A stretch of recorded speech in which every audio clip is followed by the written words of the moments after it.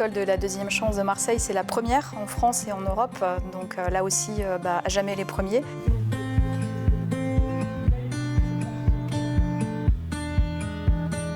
Moi, je suis Sonia Sissionne, je suis directrice générale de l'école de la deuxième chance de Marseille. Ça fait 12 ans que j'y travaille et 5 ans que je suis directrice générale. J'y suis arrivée après un parcours essentiellement dans le privé, gestion de projet, marketing, mais essentiellement par l'envie de m'engager pour la jeunesse du territoire et de faire quelque chose de positif et de constructif pour les jeunes de Marseille. Et moi, donc, je suis Christelle Lebrun, responsable du sourcing à l'E2C Marseille. Je vais attaquer ma 8e année à l'école de la deuxième chance. Pour mon parcours, je dirais d'abord que je suis née dans les quartiers nord de Marseille, donc forcément la jeunesse marseillaise a toujours fait partie de mon environnement et j'ai toujours eu un parcours en lien bien sûr avec l'aide aux autres, donc il me semblait évident de travailler auprès de la jeunesse de l'école de la deuxième chance. Alors la mission en fait, de l'école de la deuxième chance, c'est vraiment de former les jeunes les plus éloignés de l'emploi et de les accompagner vers une insertion sociale et professionnelle durable. Donc en fait, c'est l'ADN, c'est la raison même d'être de l'E2C Marseille, c'est d'être une main tendue vers les jeunes qui sont un peu perdus, un peu en difficulté, et de leur proposer un parcours d'accompagnement, de formation et d'insertion pour les amener soit vers de l'emploi, soit vers une formation qualifiante. Bonjour tout le monde. Bonjour. Le principe de l'école de la deuxième chance, c'est de les accompagner de manière individuelle. Ça veut dire que chaque jeune a son propre projet ou pas du tout. Et donc le but, c'est de travailler individuellement à l'émergence ou à la validation d'un projet professionnel. On a un parcours générique où chaque jeune progresse à son rythme, il n'y a pas de programme, donc c'est vraiment lié aux capacités du jeune et à ses réussites.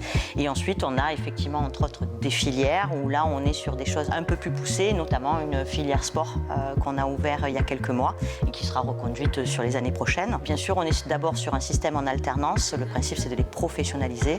Donc, ils sont très régulièrement en stage et accompagnés donc à la recherche de stage, à la validation de stage, pour ensuite passer à la dernière étape, qui est les amener vers une sortie positive. Et la sortie positive, c'est de l'emploi, c'est de la formation, c'est de l'apprentissage. Retire l'assiette. Il y a bien sûr toutes les façons possibles d'intégrer l'école. Il y a ce qu'on appelle la prescription officielle. Donc, il y a des jeunes qui nous sont orientés par le service public de l'emploi, donc essentiellement les missions locales et Pôle emploi, bien évidemment. Et on a donc par le sourcing de plus en plus de candidatures spontanées.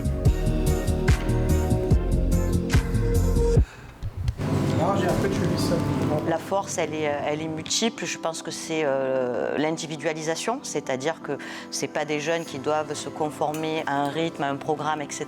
Chaque jeune va travailler en fonction de son niveau et de ses capacités et de son projet professionnel. C'est la force de l'encadrement parce qu'ils ont quand même la chance d'être suivis par 3 référents, ce qui n'est pas rien. Donc on peut dire qu'ils sont suraccompagnés, c'est vraiment une force là-dessus. L'aide à la recherche de stages et sur l'emploi, le réseau, etc. On a aussi bien sûr la beauté des sites qui nous sont prêtés.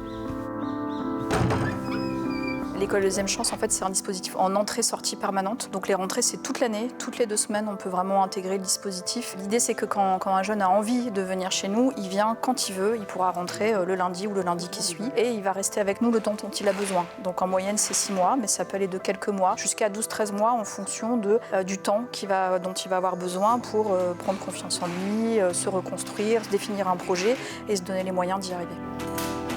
Et nous avons quand même 2 sites, donc celui de Saint-Louis, qui est le campus principal, et le site de Romain-Rolland, qui est implanté dans les quartiers sud de Marseille.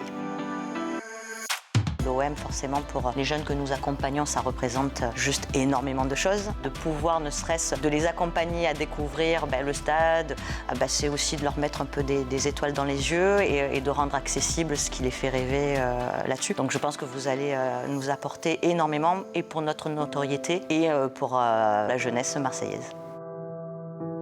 Pour cette saison, nos objectifs, c'est vraiment d'être l'acteur de préférence et de référence, en fait, à la fois pour les jeunes et pour les entreprises du territoire. L'ambition, c'est vraiment de répondre aux besoins des jeunes et de s'inscrire, en fait, dans les attentes et les besoins du territoire. Donc l'idée, c'est vraiment de préparer les jeunes aux métiers d'avenir et à les insérer vraiment là où il y a besoin sur Marseille. J'ajouterais aussi d'être davantage connus par le public. On n'est pas assez connus par la jeunesse et ça va nous permettre aussi de développer cette notoriété.